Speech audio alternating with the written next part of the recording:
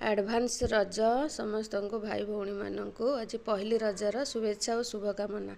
तो मुझे आज पोड़पिठा बनवा जाऊँगी से देखूँ अरुआ चाउल को पेस्ट कर रखीदे इंग्रेडिएंट सब नड़िया चेरी काजू तेजपत्र आउटे पान मधुरी बासिया सब नहीं जाइए। प्रथम पानी देकी पानी फुटिला परे पान मधुरी तेजपत्र अलैच गुंड सबको मुझे देदेली आउ कि खंड नड़िया से पकईदेली तापर कि गुड़ गुड़ आमर जो हांडी गुड़ कहते कला गुड़ से दिंतु कलर पाई भल सुंदर आसो।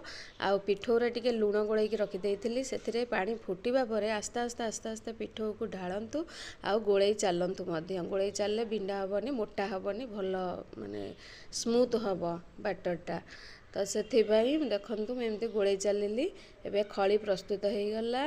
तो तापर मु किछि कदली पत्र आनिकी से गुआ घी देसी गुआ घी लगेगी से देदेली पिठा से मुझे खड़ी की सब देकी कड़े काढ़ी तो गुआ घी हाथ होगी कि पानी हाथ होगी से पूरा साइज कर स्मूथ करके साइज करदेली। साइज करदेले प्लेन हो गले पिठाटा सुंदर देखा।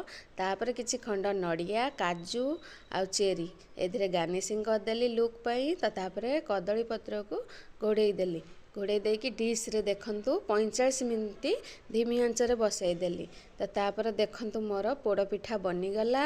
आज पोड़पिठा देखंतु आउ काली रज पाई बनांतु आउ काली खुशी रे रुहंतु खाऊंतु एंजॉय करंतु। रहिली बाय बाय।